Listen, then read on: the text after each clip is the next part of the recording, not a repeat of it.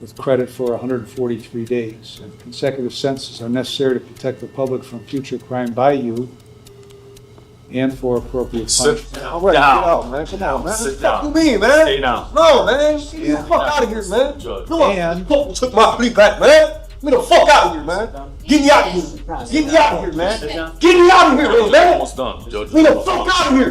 And they, No, man. Get me out of here. Before we start, hit subscribe because this courtroom moment gets insane. A man stands in court, giving an emotional apology. But what the judge uncovers next shocks everyone. Is this real remorse or the beginning of a story that's about to completely fall apart? First and foremost, I'd like to apologize to the courts for appearing before them today. I'd like to apologize to the victim in this case. I'm not going to use alcohol or drugs as an excuse for anything. However, alcohol was a main factor in this case. But I take full responsibility for my actions because I chose to make the irresponsible decision consuming too much alcohol than I could handle, causing poor, regretful choices leading to my incarceration. I've read the police reports and feel ashamed, embarrassed, and hurt because that's not the person I am. And I wouldn't be standing here today if I would have just been more responsible.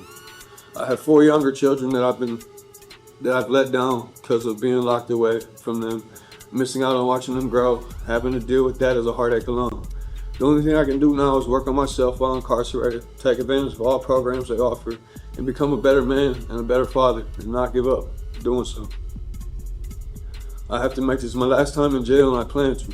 I'm sincerely remorseful to my victim in this case, letting her down when I was supposed to be a father figure in her life. I beat myself up over this every day. Over this, wishing I could take it all back. I just hope she grow up in life and leave this in the past, and that it doesn't affect her future. Again, I'm sorry to everyone I caused pain to in this case. thank you. Why did you call her after you were in jail? Because I was told by the detective I was allowed to. Okay. I didn't call her, I called my wife and she answered the phone. Right. And what contact did you have with her about retracting her statement or modifying her statement? It wasn't retracting it. We talked about counseling, going to counseling and stuff, because that was something that they was talking about making them do. And something she said she didn't want to do. Well, trying to, whether directly contacting her or contacting her through your wife, was wholly inappropriate. And it was further evidence of you trying to take advantage of her at that young age, like you did when this happened. Now she asked the detective if she could have contact with me when this case was all started. Then when I went to my preliminary hearing on February 11th, I asked the detective and he told me the same thing. All right. Well, you're experienced enough in the system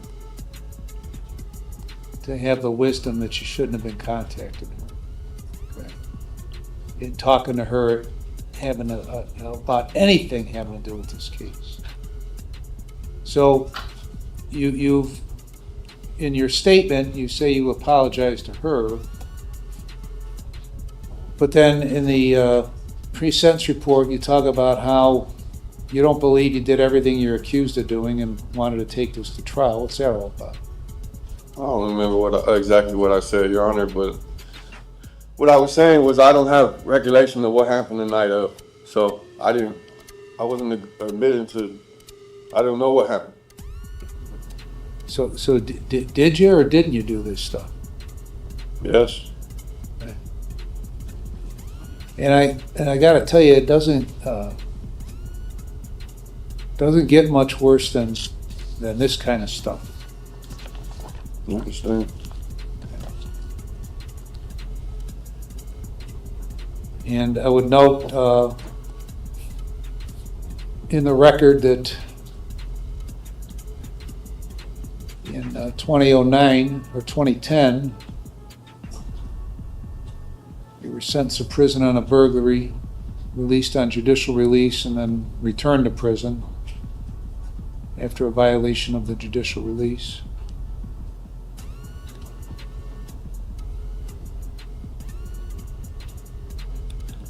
And you were released January 7th of 13. You went back to prison on another case on May 1st of 13 and got out in August.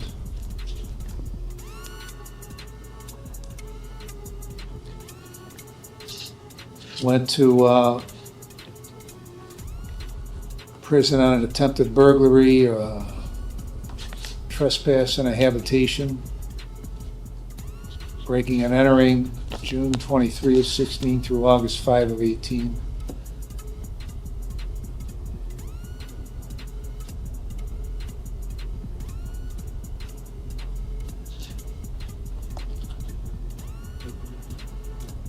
A whole bunch of theft offenses between that last prison sentence and where you are today. So you've had a lifetime of criminal activity, but none worse than what has occurred here. I've reviewed the pre-sentence report and a victim impact statement. I've considered what you have said, what counsel has said, and I've also considered that they've made a joint recommendation of 96 months in prison.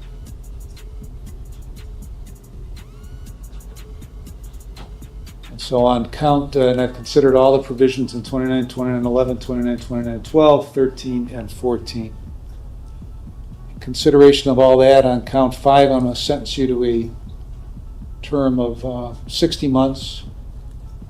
On count 6, I'm going to sentence you to a term of 60 months that will be consecutive to one another, with credit for 143 days. And consecutive sentences are necessary to protect the public from future crime by you and for appropriate punishment. All right, get out, man. Come on, man. Sit What down. you mean, man? Stay down. No, man. Get the fuck out of here, man. Judge. Come on. And- Fuck, took my plea back, man. Get me the fuck out of here, man. Get me out of here. Get me out of here, man. Sit down. Get me out of here, man. Almost done, Judge. Get me the fuck out of here. And they, No, man. Get me out of here. Get consecutive, me out of here, man. What the fuck you mean? Get me the fuck out of here. Man, get me the fuck out of here, man. Let me get my leg. Let me Get me out of here, man. just take him into the chair. Okay, we're in the chair. All right. Give me the water. For jail and for. All right, man. Stop touching me, man. I'm not doing this, man. I'm not doing this. I'm not doing. The judge sentenced him to 10 years in prison, but the real shock was his reaction in court. Instead of accepting the sentence, he completely lost control in front of everyone. If this case shocked you too, like the video, drop your thoughts in the comments, and subscribe for more crazy courtroom moments.